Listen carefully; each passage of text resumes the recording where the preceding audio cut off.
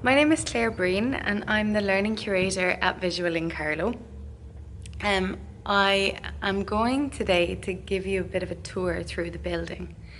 It's not something that we usually do, digital tours at Visual, because we really like people to come into the building and to actually experience the artworks. So one of the things that a digital tour doesn't allow you to do is to really get a sense of the scale of things, the materials used, the texture of things, the atmosphere of being in a room with an artwork, especially in an installation. So I'm going to try as much as I can to give you a good sense of what it feels like to be in the room with these artworks. As you can see, I'm just going to take you around. There's nobody here. We're totally empty right now. Imagine that we had walked in. So you would have come in through these double doors, and at the beginning of the video you saw the exterior entrance, so that's the main entrance.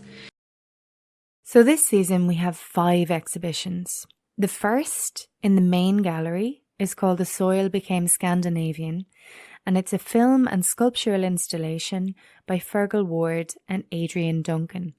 The second, an exhibition by Tom Fitzgearld called The Best Laid Plans. Then we have Signals and Circuits in the Digital Gallery, which is a programme of films curated by Amy. Upstairs in the Lobby Gallery, we have an interactive installation responding to the exhibitions called When We Can Travel Again. And then we have an exhibition called Form, Design Made in Carlow by designers from Carlow and all around the region. Today I'm going to show you around the building.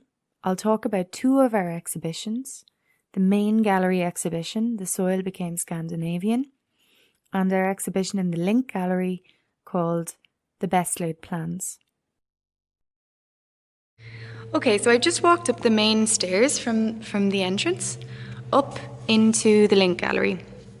And in the Link Gallery, as I said, there are 2 pieces of work in here, or there's one exhibition by Tom Fitzgerald, and then there's a second piece of work in here by Tom Watt and Tig McSweeney. So this exhibition is called The Best Laid Plans by Tom Fitzgerald. Tom is an artist who lives in Limerick. He has worked predominantly as a sculptor throughout his life, but he also makes paintings, drawings and public art in a huge range of materials. He's had exhibitions all over Ireland and around the world, and he is a member of the AS Dána, which is a group of 250 of the most outstanding artists in Ireland. Satire is a very important part of Tom Fitzgerald's work. So, this exhibition is made up of 16 pieces. They're drawings or paintings on white tiles, and the tiles are industrially produced, shop-bought tiles, and they're mounted on MDF boards. They're hung at around head height, and they're close together in the corner of this gallery called the Link Gallery. So I think this is an interesting curatorial decision to hang the work like this. You can see in the afternoon light that spotlights are illuminating just these works, and this kind of invites you to move over and to look closely at them. I think it's really inviting and intimate, and it's interesting that light can do that in a huge concrete space. Installed like this series of drawings reminds me a little bit of a comic strip, or they look a lot like satirical newspaper cartoons. So before we talk about the works in detail, have a listen to this recording of a conversation I had with Tom. And sorry, but the phone line wasn't great when we talked. I suppose I think in visual art, I feel myself that it must connect at a visceral level. But I don't mean that it must grab you in the guts before you engage with the brain, if you like. Most people approach that. The first question to ask is, what does it mean? You know, and you have to ask yourself rather, why do I like it or why do I dislike it? It's a more useful question to ask rather than what does it mean? Because what does it mean implies that there's a definite meaning in the work. And more often than not, it's more diffused than that. There's a whole lot of different layers or possible meaning in artwork. I think that's a really great starting point for when you encounter any new exhibition. Drawings were made on the tiles. Then the lines of the drawings were engraved or carved into the surface of the tiles with a sharp object. Then acrylic paint was applied into these carved lines and built up on the surface of the tiles. I think this process is quite unique to the artist. I haven't come across it before. It's a really unusual technique, and the quality of the lines and the texture and the tone and the patterns of the individual pieces are all influenced by the industrial finish of the tiles. So you can see the artist painted in a thin layer in places to expose the uniform geometric surface, like here on a pair of trousers. These aren't academic drawings, they almost have a naive quality, but I think a lot of their playful intimacy comes from the use of line. Lines pick out the subjects and objects of each tile, but the same quality of line is used to tell the story or joke or written caption. And I think it's interesting that the line doesn't change as it moves between drawing and writing. It's almost like the text and the image are as important as one another. The colour palette is really bright and warm and inviting. Some of the paint looks like it was mixed directly on the tile or came straight out of the tube. It feels like this series is about so many things. So as I look at the pieces individually, I see references to police brutality, Donald Trump, The Simpsons, the Bayeux Tapestry, Brexit, literature, Flann O'Brien, the pandemic, Masaccio the Renaissance painter, China, online shopping, and loads of other things. Something that is consistent, though, is this satirical gaze. It's a little overwhelming, all these topics, but many of the drawings show significant political and social events of 2020, and they're actually arranged in chronological order. Lampooning the Trump administration or the Johnson administration in the UK is a recurring theme in these works. So I might just take a tile, one tile, and look at it a little more carefully. This drawing shows a man kneeling on another man's neck at the back of a car. In the background, we see a car and a bus on fire. The kneeling man is saying, "I'm making America great again," while the man on the ground is saying, "I can't breathe." But we know more about this image than this simple description, because we are looking at the drawing in the context of this series that satirically depicts political events of 2020. We can see parts of the words police and Minneapolis on the back of the car. And we can surmise that this image depicts the killing of George Floyd by the police officer Derek Chauvin in Minneapolis on the 25th of May, which sparked renewed protests internationally in support of the Black Lives Matter movement and against police brutality. In real life, George Floyd said, "I can't breathe," before he died of asphyxiation. In this depiction, Derek Chauvin says, "I'm making America great again," the campaign slogan used by Donald Trump. These works all made me stop and think. How do you think the artist feels about this incident? How do you feel about it? Do you think that artworks should make political statements? Do you think artwork like this is important? How do artworks influence history? A nice exercise for this exhibition could be to select 2 individual tiles from this series and make a description of the components of each work and what they have in common. Describe the story the text and the image tell together. There are high-quality close-ups of each of these works on our website. Try to also interpret their symbolism and message.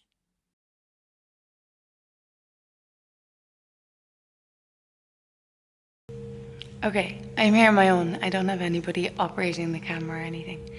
So I'm going to show you first our main exhibition.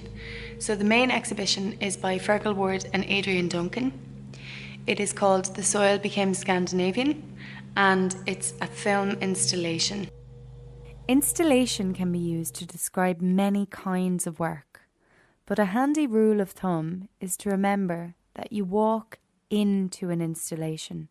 You experience it while you are inside it, and you being inside it, your experience, is a very important part of the overall effect of the artwork.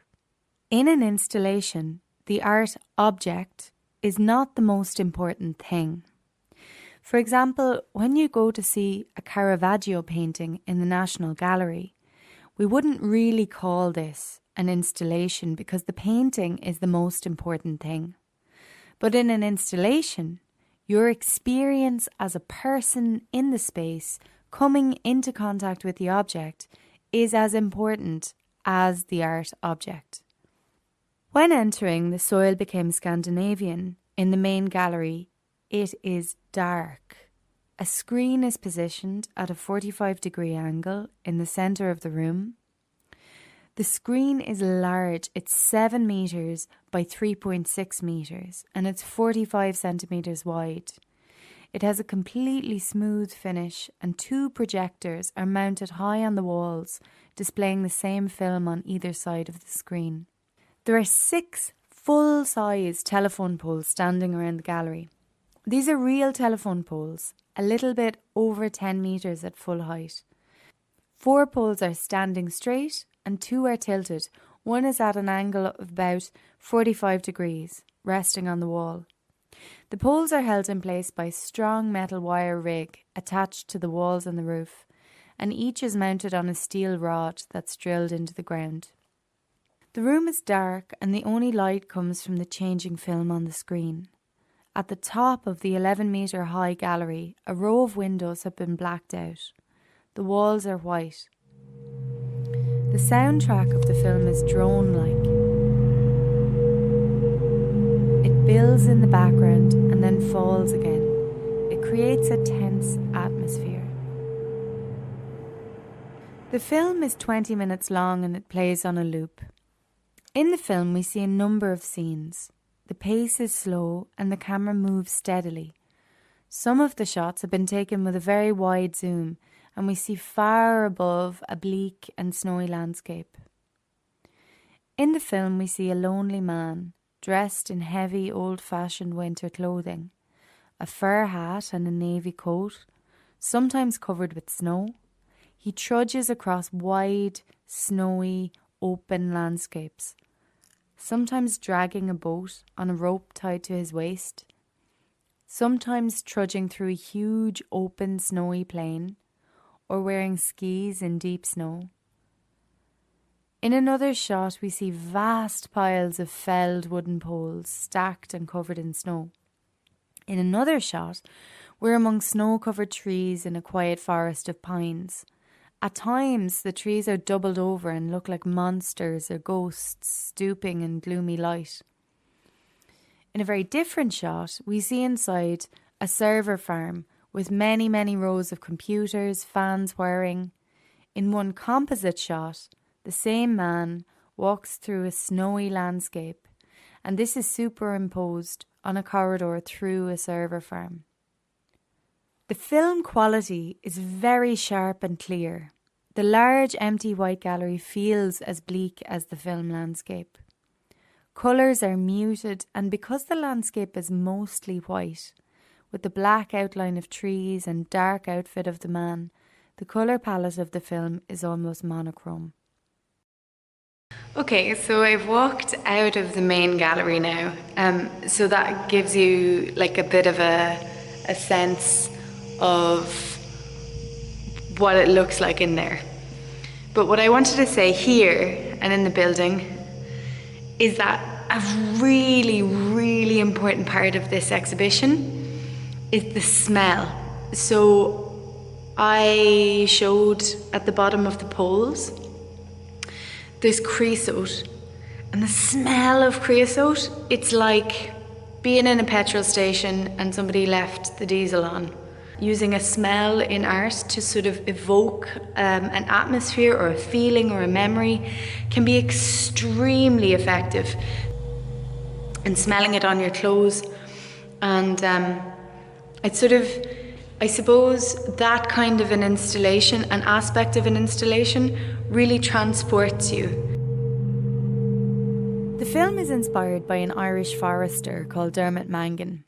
In 1946, he travelled to frozen Finland on an expedition to examine 100,000 trees on behalf of the Irish state.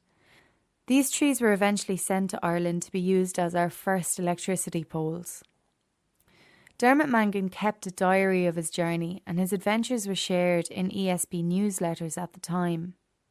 He travelled by plane and train and car and horse-drawn sled to inspect the quality of those 100,000 poles himself.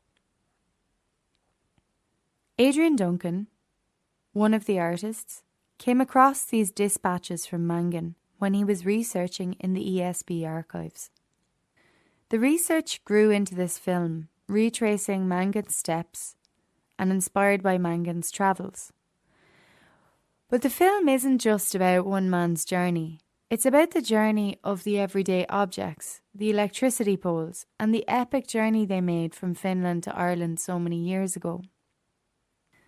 The film is also about the objects we're surrounded by in our daily lives. It draws attention to electricity poles as a jumping off point to encourage us to consider the stories behind other everyday objects in our lives. We tend to forget about the objects we use and see every day. Sometimes we talk about the design of beautiful things, but what about lampposts and electricity poles, manhole covers and windows? Where do the forks that we use in our kitchen or the paper in our school books come from? The installation of this work is very important. The size of the gallery, the projection screen and the height of the poles dwarf us. I felt really tiny in this space, a bit like the lonely figure trekking across the vast snowy landscape. Do you think that it's possible to see the same film in different spaces and to experience it differently in those different spaces? How does watching the film on your phone or computer compare to seeing it on this freestanding screen in a huge gallery surrounded by the overwhelming smell of creosote coming from enormous telephone poles? In what way do you imagine the installation enhancing the experience of the artwork? Where does the artwork end?